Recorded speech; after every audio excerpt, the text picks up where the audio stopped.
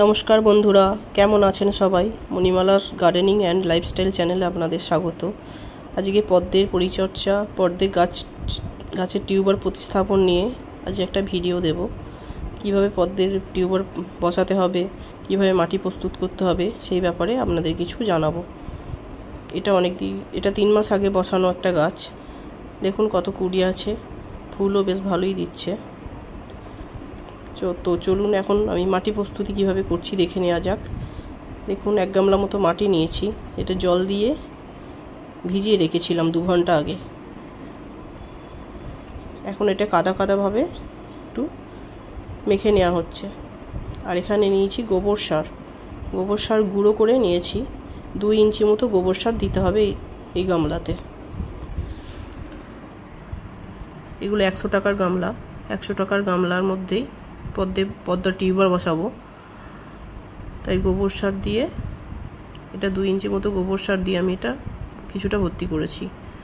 এখন নিয়েছি এটা হচ্ছে সিউইড, আর এটা হচ্ছে হিউমিক অ্যাসিড। আর সিউইড পদ্মের মধ্যে দিলে রুটিং সিস্টেম খুব ভালো হয়, আর গাছের গ্রোথ ভালো হয়, আর 2 মাসের মধ্যেই ফুলের দেখা পাওয়া যায়। এখন নিয়েছি টিউবার। দেখুন বেশ ভালো ভালো টিউবার পেয়েছি আমি, আমাকে এক ভাই দিয়েছে টিউবারগুলো। তো এখন আমি এই মাটিটার সাথে কিছুটা সিউইড আর হিউমিক আমি মিক্সড করে নেব।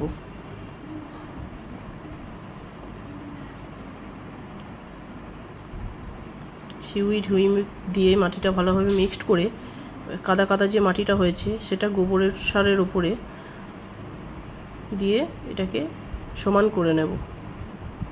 বেশ কিছুটা মাটি দেবো, এটাও 2 ইঞ্চি মতো মাটিটা দেবো। যেহেতু 2 ইঞ্চি মতো গোবর সার দিয়েছি, তার উপরে 2 ইঞ্চি মতো মাটি দেবো, যাতে টিউবারটা ভালোভাবে বসানো যায়। আর বসানোর সময় খেয়াল রাখবেন যেন টিউবারটা ওপর দিকে বেরিয়ে না চলে আসে, যেন মাটির মধ্যেই থাকে।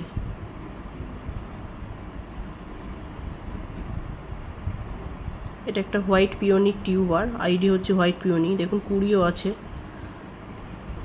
জলের মধ্যে ডুবিয়ে রেখেছিলাম, এর মধ্যে শিকড়ও চলে এসছে, আবার একটা কুড়িও এসেছে।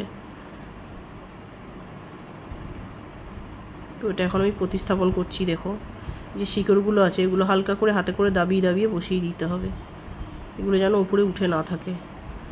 হালকা হাতে আস্তে আস্তে দাবিয়ে দিতে হবে। আমার এক হাতে ফোন দিয়ে আমি ক্যামেরায় ভিডিও করছি, যার জন্য একটু অসুবিধা হচ্ছে।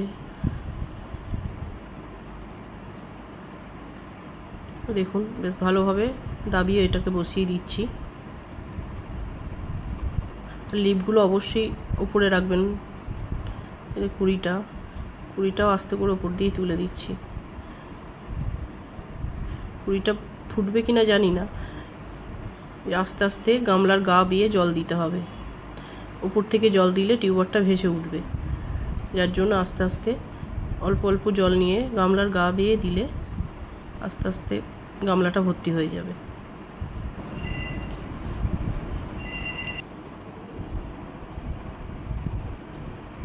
তো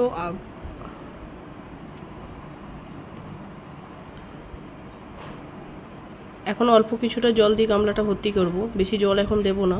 গাছটা ঠিক মতো হয়ে গেলে তখন আমি আবার ভালোভাবে লিপ ছাড়লে তখন আমি আবার গামলাটা ভর্তি করে জল দেব। এখন অল্পই জল দেব।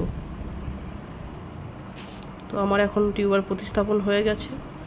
এই যে কুড়িটা এখানে দেখা যাচ্ছে, এটা হয়তো নষ্টই হয়ে যাবে, বেশি দিন হয়তো থাকবে না। তো thank you watching for my video. ভালো লাগলে লাইক, শেয়ার অ্যান্ড সাবস্ক্রাইব করবেন।